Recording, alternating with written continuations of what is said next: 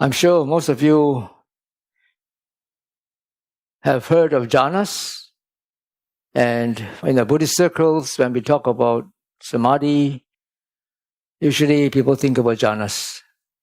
If you are more familiar with Abhidhamma, or teachers who base their teachings on Abhidhammic concepts, you would also probably have heard of Khanika Samādhi, Upachara Samādhi, and Appana Samādhi.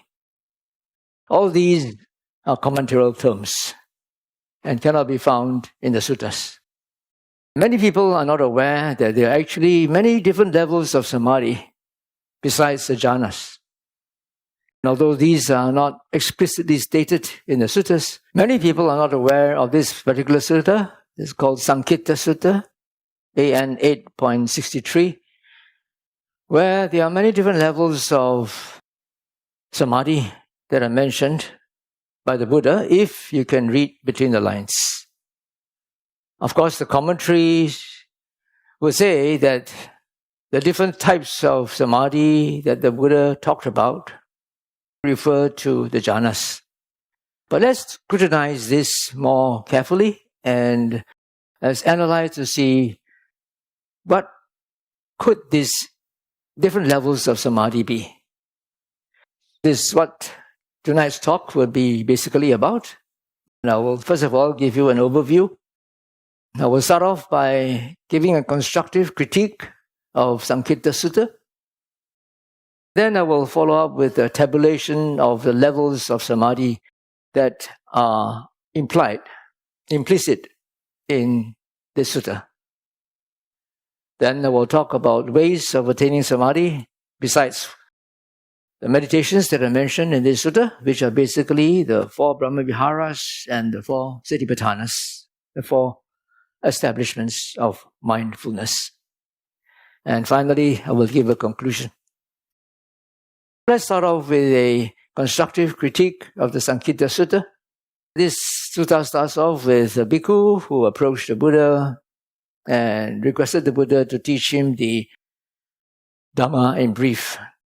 I've actually given one talk in Singapore many years ago. It's in YouTube now. It's called The Dhamma in Brief. I made a very comprehensive survey of all the instances in the suttas where a particular monk would approach the Buddha and ask for the Dhamma in brief.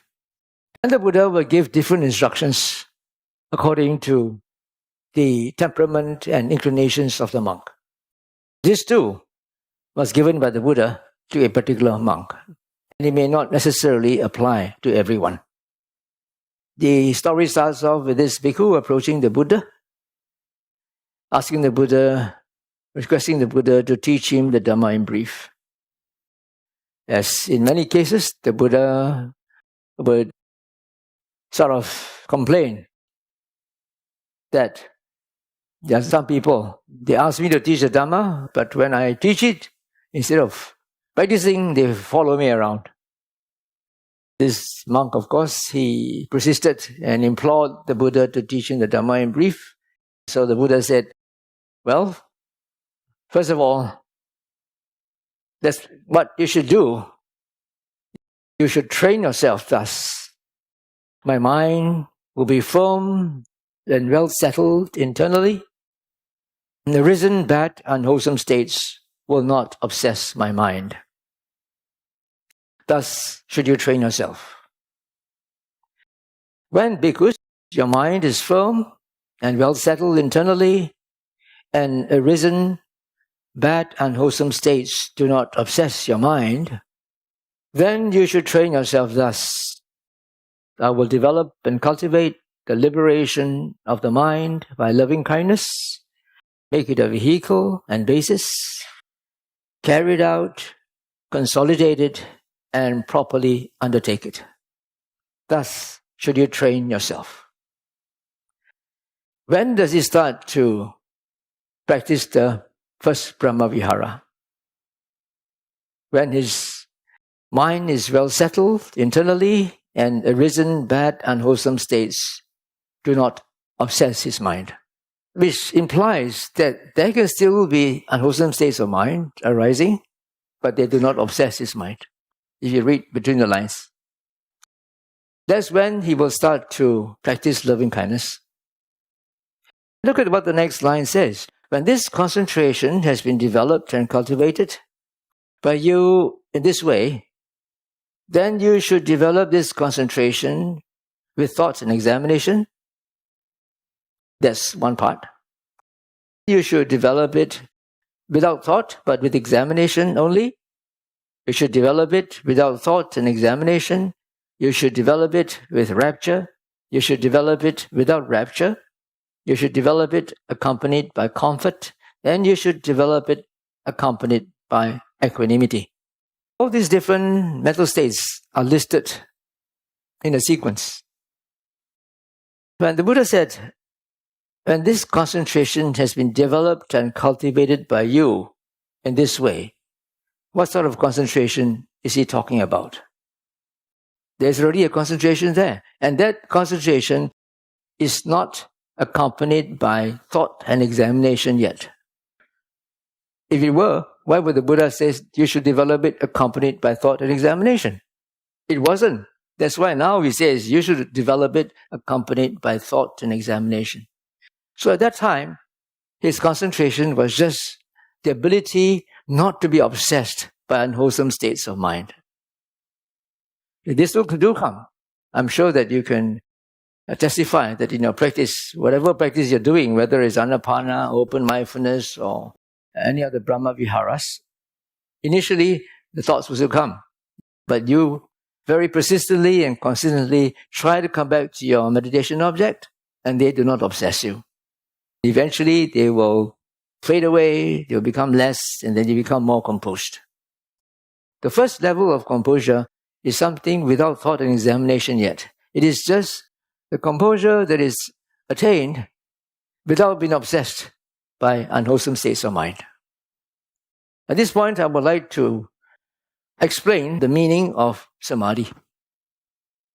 Samādhi is often translated as concentration, but actually it is made up of three parts of Pāļi words. The first part is sang, the second is a, and the third is di. Sang means properly, a means bring, and di means place. Properly bring and place your mind where you want it to be. While you are trying to practice in the beginning of your meditation, thoughts will still come and go. But slowly you bring your mind back to your meditation object. Eventually the mind calms down and you can properly bring and place your mind where you want it to be. That is your meditation object. Even though the thoughts do come, they don't obsess you, you are able to still come back. That is the sort of Samādhi that you can properly bring and place your mind where you want to, although it's still not very stable. That's why the Buddha says, once you've attained that first level of Samādhi, which is not being obsessed by these unwholesome states of mind, then you should develop it with thought and examination. And you go on. We will examine that later in detail. I'm just giving you a critique of how to read in between the lines. Did you notice this when you read the sutta? I think most of you just read it without noticing this. Let's go on to 2 to 4. This is referring to the rest of the Brahma Viharas, which are compassion, sympathetic joy, and equanimity. It's just repeating the same thing, the same phrase. Here he says again, when bhikkhus, this concentration has been developed and well developed by you in this way, then you should train yourself thus. You will repeat the whole thing, you will develop and cultivate the liberation of the mind by compassion. Looking at the way this is phrased, this has been actually compressed. It's been elided, you should say. It appears as though you can only start to develop compassion after you have developed the first Brahma Vihara, that is loving kindness, until you reach the level of equanimity. Then it goes on to the next one. So 2 to 4, you don't know really what happens in between. It seems that first you got to do metta until you get it at equanimity. Then you have to go on to do compassion until you get to equanimity. Then only you can go on to sympathetic joy until you reach equanimity, and then only after that you do equanimity. On the surface, that's what it seems to be. But I would rather suggest that it should be this. You go back right to the beginning. Like I said, whatever practice that you're doing, initially your mind will still have thoughts coming in and going. It takes time for you to settle down the mind. They could also start doing compassion from the beginning. In the same way as they develop their composure such that the unwholesome thoughts do not obsess their mind. You do it in the same way. And then, when he talks about this concentration, he's referring to that first level of concentration, or first level of samadhi for compassion. We repeat this whole thing for the other Brahma Viharas as well.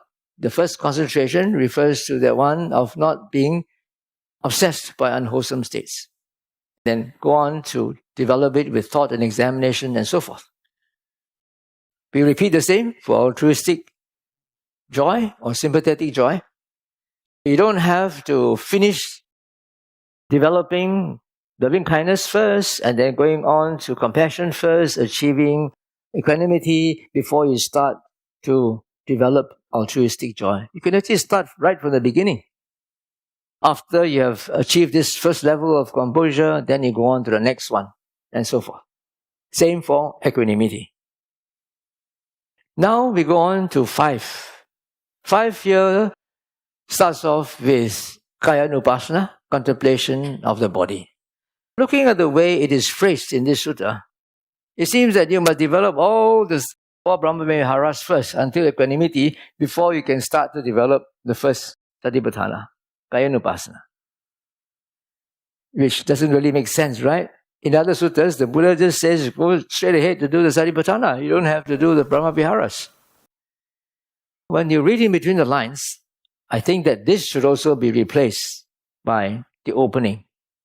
When your mind is firm and well settled internally, and the risen, bad, unwholesome states do not obsess your mind, then you should train yourself thus. Then you start to do contemplation or repeated observation of the body. When you're able to do that, you can properly bring and place your mind where you want it to be. That is to say, repeatedly observing the body as the body. Then you should do it with thought and examination and so forth. Here again, you see, it goes on to 6 to 8. It seems to suggest that it's a linear process again. You still have to finish Kayanupasana, contemplation of the body, until you get the equanimity before you can move on to Vedananupasana. It's not necessarily so. In natural practice, these are all intertwined. While you're doing one, you can also do the other when the Vedana or the feelings become obvious. Or you can even watch your mind while you're watching your body at the same time. Or rather, because the mind works so fast, you think at the same time, but you're actually moving from one object to another. So you cannot just take this sutta at face value and understand it literally from the way it is phrased. You must remember that during the Buddha's time, there were no recorders. There were no writing implements. Everything was remembered by memory. The monks had to transmit whatever they had learned by word of mouth for about 500 years before they were put down in writing on the ola leaves, on the palm leaves. Imagine the Buddha gave a 1-hour talk, for example, tonight. Can you remember verbatim, word for word, what I say? Are you going to transmit that word for word to your disciples? It's impossible. Even the Tipitaka Dara Sayadaw will not be able to do that. What they would usually do is they would just summarize the main points of what the Buddha had discoursed, because the Buddha is talking basically about the same thing. in different permutations and different combinations to different people according to their needs. They would just use the same stock phrase and turn it here and turn it there to compose. So it's easier to remember. You have chunks of stock phrases pieced together. It's easy to remember. And that's how they are able to transmit it for over 500 years, from generation to generation. That's why the Bhikkhu Sangha is your refuge. Because without the Bhikkhu Sangha, who transmitted this for over 500 years, you will not know what the Buddha taught. You don't take refuge in the Ariya Sangha. You take refuge in the Bhikkhu Sangha. Not all bhikkhus are Ariyas. They are not all enlightened. Most of these bhikkhus who focused on memorizing the suttas and transmitting from one generation to another may not, or most probably were not enlightened. Their interest was in transmitting the suttas. Those bhikkhus who were interested in meditation would probably just get the essence of what the Buddha taught, try to put it into practice, get enlightened, and enjoy themselves, and not bother too much about transmitting the suttas. There was this dichotomy that is found also in the suttas. There was one particular sutta where Venerable Mahachunda said that there are some monks who are scholars and they go around deprecating the practitioners, saying that they only practice but they don't know what they are practicing. And then the practitioners will say, these scholars, they're only scholar, but they don't get the taste of the Dhamma. So Venerable Mahachunda said, that's not a very good attitude for you. You should appreciate both. Even though they may not practice, but they can transmit the Dhamma, they can understand and elucidate it. That is something also very wonderful. Even those people who are not able to transmit the teaching, they can understand it and put it into practice and get enlightened. That is also wonderful. What more to say of those who are ambidextrous, who can do both, who are both scholars as well as practitioners. Again, here it seems that you have to do in a sequential level each of the anupasanas. I would suggest instead of that, you can start off right from the beginning. You just make your mind firm and well settled internally, and make sure that arisen, bad, unwholesome states do not obsess your mind when you try to practice any of the anupasanas. We repeat that for each of the anupasanas until Dhamma Nupasana. I've given you a constructive critique of Samkhitta Sutta. I hope that open up your eyes how to read the suttas without taking it verbatim, word for word, the way it is phrased. Now, we are going on to the tabulation of the levels of Samadhi. Look at the numbers that are written on the second column. The Buddha's instruction to the Bhikkhu was, when your mind is firm and well settled internally, and arisen bad, unwholesome states do not obsess your mind, then you should train yourself thus. I will develop and cultivate the liberation of the mind by loving kindness, and so forth. And this concentration on the liberation of the mind by loving kindness, or any of the meditations that I mentioned in this sutta, when this concentration has been developed and cultivated by you in this way, then you should go on to develop the next level. What is this concentration that has been developed? It is a concentration in which the mind is firm and well settled internally, and arisen bad, unwholesome states do not obsess your mind. That is the mental state.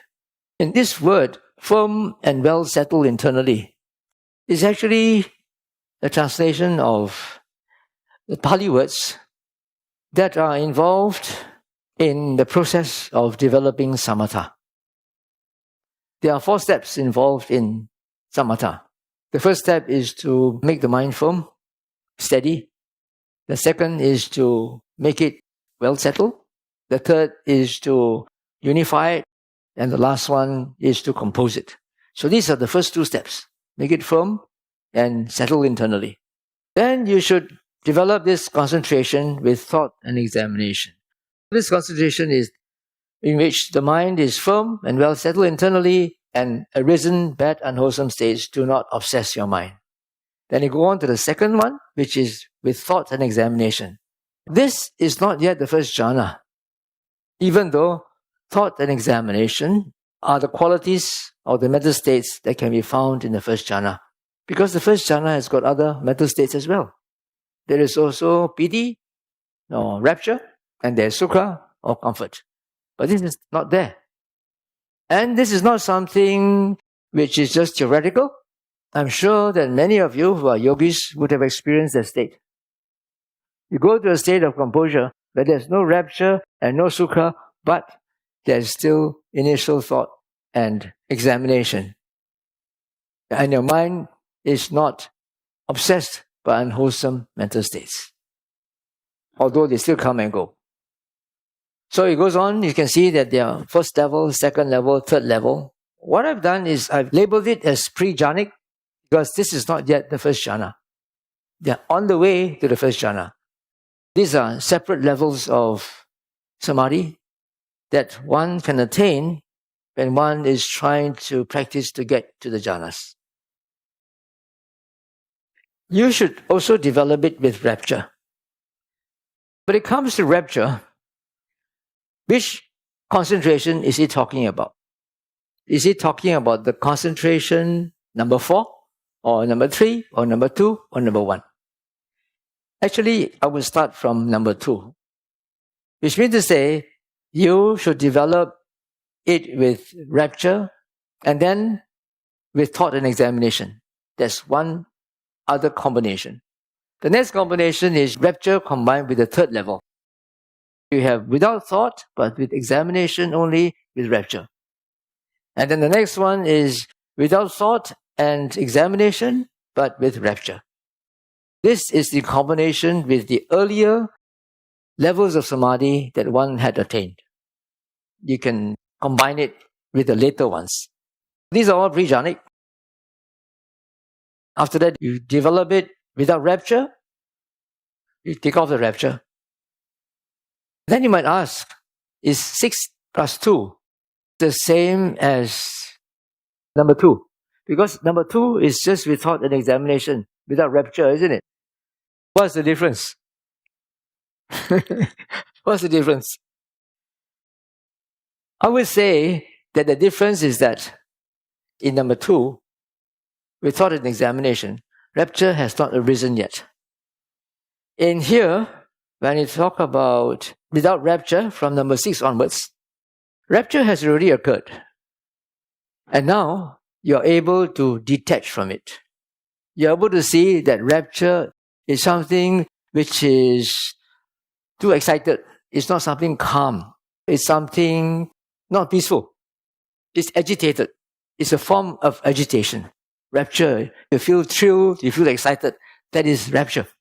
You have a very intense, joyful interest in what you're doing. When you experience that after some time, you think that this is a bit gross. I want to go to something subtler.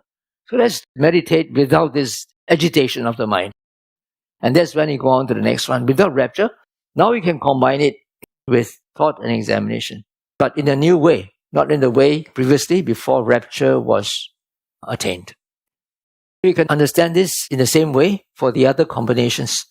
These are all pre-jhanic until you get to number 7. You should develop it accompanied by comfort.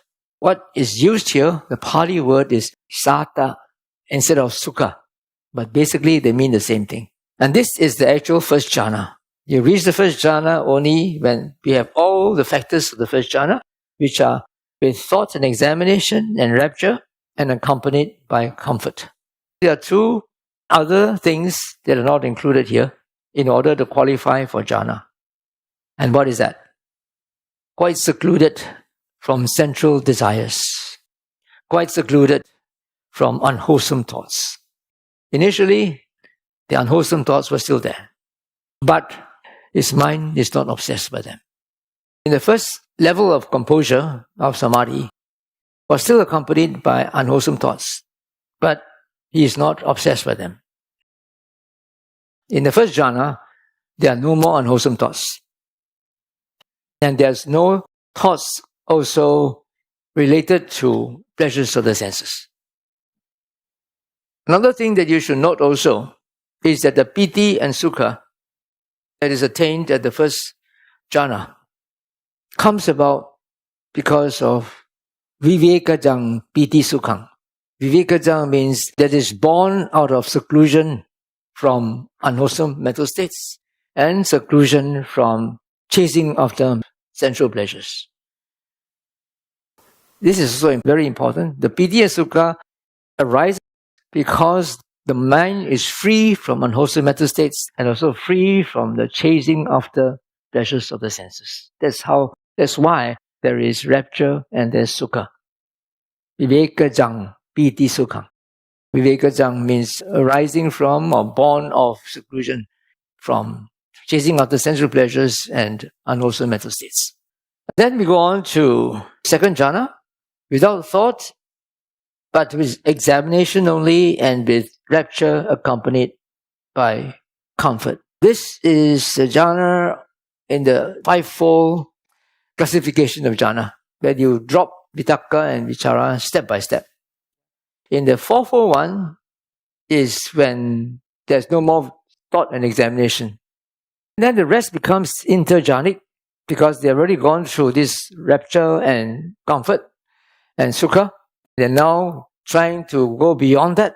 They've seen the drawbacks, the agitation of rapture and the grossness of sukha. Then they want to go beyond that to get to equanimity. And that becomes inter-jhānic, although they do it step by step. They may not be able to do both at the same time. They do it step by step.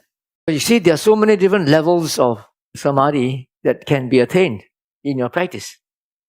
Not necessarily that you must get to jhana first before you can qualify as samadhi. The second jhana here is without thought and examination, but with rapture and comfort. This rapture and comfort only disappears when you go on to the third jhana. The third jhana is way below. Here we come to the fourth jhana first, because it is without thought and examination and accompanied by equanimity. The third jhana is right at the bottom, without thought and examination, but accompanied by comfort and equanimity. You develop it with rapture, you develop it without rapture, and you should develop it accompanied by comfort, you should develop it accompanied by equanimity. So I guess when you just equanimity by itself, then that would be the fourth jhana. Now I'm going to talk about my own classification. I often talked to my yogis that in the practice of open mindfulness, you can actually attain 3 levels of composure. The first level is when you're able to stay with the 5 senses, and yet there could still be thoughts coming and going. This is very much like the first one that was mentioned by the Buddha. He says that your mind is firm and settled internally, and it is not obsessed by arisen, unwholesome mental states. In the first level of composure, that is under first level. Your mind is not obsessed, but they still come and go. And then you get to level 2 only when there are still thoughts, but the thoughts are spaced apart. The first one, the thoughts are very near to one another, almost enmeshed with one another. You can hardly distinguish one from the other, but you are still able to maintain some sort of composure. You're still able to come back to the 5 senses without being pulled away by them, without rejecting them. That is the second. Mind classification is very simple. It's only whether there are thoughts or there are no thoughts. That's all. The first level is there are thoughts, but the thoughts are so near together that you cannot distinguish them. The second level is when the thoughts are spaced apart. They become further and further apart until you get to the third level, then there are no more thoughts. You can see that my classification is very broad and it covers all this.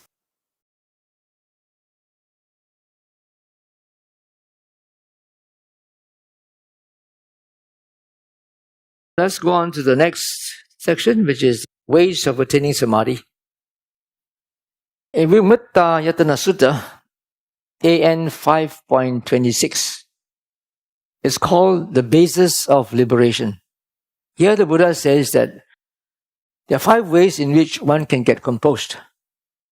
It is called a base of liberation because once you get composed, if you do not just be complacent with the composure, if you keep on practicing diligently, resolutely, then you can attain liberation. And what are these 5 ways? First is by listening to the Dhamma. Either the Buddha or somebody is teaching the Dhamma, you listen intently, and then at that time, your mind becomes composed. And that's when you can get liberated. That's what happened to all the non-bhikkhus, as far as I know, during the Buddha's time.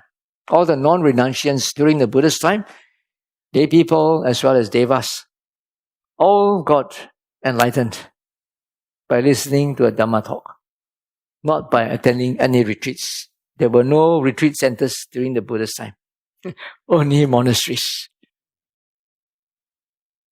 Or more interestingly, you can even get composure when you are teaching the Dhamma. There's one particular sutta called the Khemaka Sutta, in which a Sikh monk was explaining to the elders about why, although he was sick, he could see the 5 aggregates without the view that they are mine or belonging to me or myself. He was still not an arahant. They were very confused. They thought that only an arahant would be able to have that sort of view. But he says, no, I can observe all these 5 aggregates, but I don't associate with them as mine, me, or myself. And then they wondered, how was that possible? He went there to explain to them. And as he was explaining to them, then he became an arahant. And not only him, all the other monks as well. The others got enlightened while they were listening, but he got enlightened while he was teaching. I hope something happens to me tonight. And then reciting the Dhamma also is something which can bring about composure. Reciting the Dhamma, as I told you, was something which was very common during the Buddha's time. The only way that you can remember the Buddha's teaching. For 500 years, they recited the Dhamma. If you recited it by yourself, you could add things or miss out things you don't know. But they have this so-called Sanghiti, or so-called councils. Not really councils, we call it Sanghiti. Actually is a Pāļi word comprising Sang and Giti. Giti comes from Gita. Gita means song. Sanghiti means singing together, choral chanting. And they were chanting in a melodious way, so that's why it's called a Gita. They will come together and chant together. When you chant together, you can't go wrong, right? If you chant out, you add things or miss out things, the others will fill it for you. That's how they maintain the purity of the tradition, by having mass recitations. I'm still trying to perpetuate that tradition. In my retreats, I ask my students to memorize Dhamma rhymes and recite them together. When they are trying very hard to remember the Dhamma rhymes, the mind doesn't run because you are so focused on trying to remember what you are reading and to recite it out of memory. When I do my mindful hiking retreats, they are not supposed to write any notes. They just listen. And then after that, they practice together. They are supposed to recite by themselves. That is also training your mindfulness. Mindfulness is about remembering, recollecting. Recitation of the Dhamma basically relies on memory, on mindfulness. Reciting the Dhamma is something which can bring about composure too. Don't belittle that. Because nowadays, our education system is such that we don't memorize things by rote anymore. We just get the main points and then we just try to answer our questions this way. But in the old days, it was different. Everything was memory work. Even when I studied Pāļi in the early 80s, we had to memorize all the grammatical formulas for the Pāļi words, the etymology, the analysis of how Samādhi, how it's combined together, and the ending of it, declensions, why it is declined certain way, why certain particles are added. They are all formulas for that. Just like mathematical formula when you study mathematics. We have to learn all this by heart in Pāļi. But the Pāļi is not real Pāļi. It is made of abbreviations and acronyms. You have to remember all that first without understanding what it means. Then, once you have memorized that, you go to class, the teacher will explain. Can you do that? It was really very difficult for me. I don't think I can remember any now. Just like you, can you remember any of English grammar? Yeah, most of you wouldn't be able to remember the grammatical rules, but you can read and write decent English. Reciting the Dhamma can also bring about composure and also reflecting on the Dhamma. Some of you are thinkers. When you think a lot about some particular subject, at a time flies. You don't know, it's already half an hour. I didn't know that time flew so fast. Yeah, because you were absorbed in your thinking. When you're absorbed in your thinking at that time, then also you get composure. The last one is by meditation. Properly grasping the cause of Samādhi. The cause of Samādhi is your meditation object. Properly grasping it, properly holding on to it, attending to it so that the mind becomes composed. These are all various ways of attaining composure. Besides the ones that we saw in Samkhitta Sutta, which is basically about the 4 Brahma Viharas and the 4 Satipatthanas.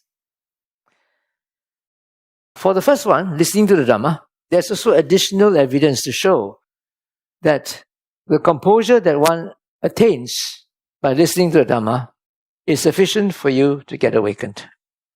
Here, the Buddha says, when bhikkhus, a noble disciple, listens to the Dhamma with eager ears, attending to it as a matter of vital concern, directing his whole mind to it, on that occasion, the 5 hindrances are not present in him. On that occasion, the 7 factors of enlightenment go to fulfillment by development. In order for a person to attain the first jhana, one has to first of all abandon the 5 hindrances. The 7 factors of enlightenment include Samādhi. Samādhi is number 6. Number 7 is upekkha, equanimity.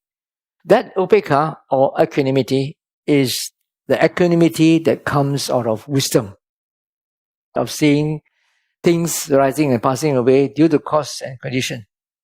That's why the mind becomes equanimous, is able to accept whatever happens without rejecting or following. When the 7 factors of enlightenment go to fulfillment by development, it implies that Samādhi also goes to fulfillment by development. And when is Samādhi fulfilled? When the jhanas are attained. At least the first jhana. The 5 hindrances are abandoned, the jhana is attained, and at that time, one can become awakened. And that's what happened to all the non-renunciants during the Buddha's time. The story of Yasa is a classic example. He was like a playboy. He was indulging in sensual pleasures until one day his karma was ripe. He came to his senses and then he went looking for something which is beyond tribulation. He met up with the Buddha. The Buddha gave him a Dhamma talk and he became a stream enterer at that time. So simple. No need to do any retreat. But he got jhana, I know. He got jhana. No jhana, you cannot become a stream enterer. You must have the jhana. But the jhana is not the sort of jhana that most people think. It's not an absorption jhana. Jhana means something that has all the mental states of being secluded from chasing after sensual pleasures, being secluded from unwholesome mental states, and then having initial thought and also having examination. But these thoughts are not related to chasing after pleasures of the senses. These thoughts could be related to practice. How you want to compose your mind, how you want to direct your attention to whatever object that you want to pay attention to, and how you want to try to maintain it, and then constantly reminding yourself not to get lost in the object. All these things are happening in the mind. This is thought and examination. Then, of course, you must also have the rapture and happiness born out of seclusion. being secluded from chasing after pleasures of the senses, being secluded from unwholesome mental states. One more is Samādhi Bhavana Sutta, talking about 4 types of development of composure. The first is jhana. The second is perception of light. The third is awareness of feelings, thoughts, and perceptions. And finally, repeated observation of how the 5 aggregates arise and pass away. Now, each of these development of composure will lead to a different goal. The development of jhana will lead to the comfortable dwelling in this very life. The development of the perception of light, the samadhi that comes about through the perception of light, will lead to knowledge and vision. The awareness of feelings, thoughts, and perceptions, the development of samadhi that comes about through the awareness of feelings, thoughts, and perceptions, will lead to mindfulness and clear awareness. And finally, the composure, the samadhi, arising from repeated observation of how the 5 aggregates arise and fall, will lead to the destruction of the inflows, will lead to arahantship. But actually, they can overlap in some ways. For instance, the perception of light, when developed, can also lead to the jhanas. When you focus on light, and then the jhana factors are there, you get to the jhanas. If all the jhana factors are still not there yet, you get to the first level of pre-jhānic samadhi that I talked about earlier, or the other levels. The awareness of feelings, thoughts, and perceptions. This also happens when we are doing open mindfulness practice. In the practice of open mindfulness, we make use of the 5 senses to anchor our mind, to keep the mind busy so that it doesn't get caught up in thoughts about the past or the future. But at the same time, we also watch what's going on in the mind. We are aware of feelings, thoughts, and perceptions as they arise and pass away in the mind. This can also lead to the first jhana, or to the jhanas, because when the jhana factors are there, it really becomes a jhana. It's not an absorption, but as long as the jhana states are there, as long as the 5 hindrances are not there, then it's already a jhana. Then the repeated observation of how the 5 aggregates arise and fall. It's the same thing. When we are doing open mindfulness practice, and you get to the 3rd stage of composure, when there are no more thoughts, that's the time when you can watch the 5 aggregates. You watch the 5 aggregates in the ultimate sense. Because prior to the 3rd level of composure, when there was still thought, you are living in the world of concepts. When you go to the 5 aggregates, there are no more concepts. It's just the 5 aggregates in their pristine ultimate form. You must know how to watch the 5 aggregates. If you are able to see how the 5 aggregates arise and fall, the causes and conditions for them to arise and fall. To give you one particular example. For instance, we know the experience of seeing, hearing, smelling, tasting. We know theoretically that the experience of seeing can only happen when there is an eye object, the eye base, and eye consciousness. When they arise together, when they are in confluence, what we call phassa. Most people translate that as contact. But I think the word sense experience is more accurate because it is the actual experience of seeing. Eye consciousness by itself cannot see.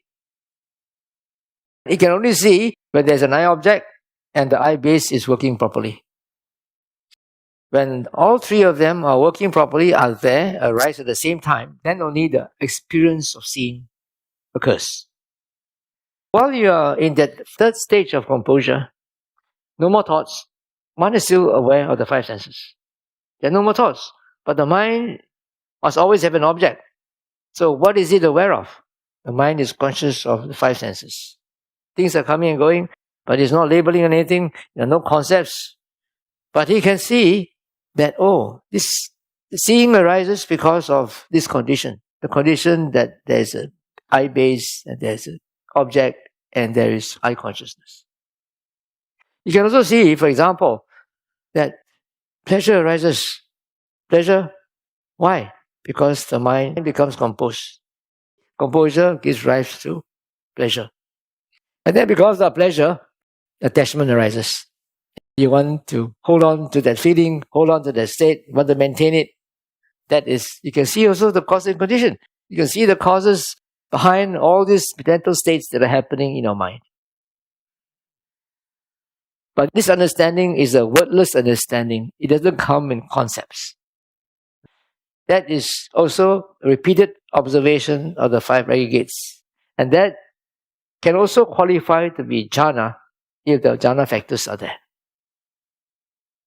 If they cannot get to the jhanas, then they can get to the pre- or inter-jhānic states. Any of these. Now we go on to the conclusion. Well, the conclusion is that there are different ways of attaining samadhi besides meditation as popularly understood. We saw so many ways. The 4 Brahma Viharas, the 4 Satipatthanas, the 5 bases of liberation, the 4 types of development of samadhi. There are different levels of samadhi apart from the jhanas and their rupas, the pre-jhanic state levels and the inter-jhanic levels. However, only samadhi at the jhanic level can qualify as sama samadhi. Whatever samadhi it is, it must be at the jhanic level in order to qualify as sama samadhi, besides being also supported by the other factors of the Noble Eightfold Path. I shall end my talk here. If there are any questions, please feel free to ask.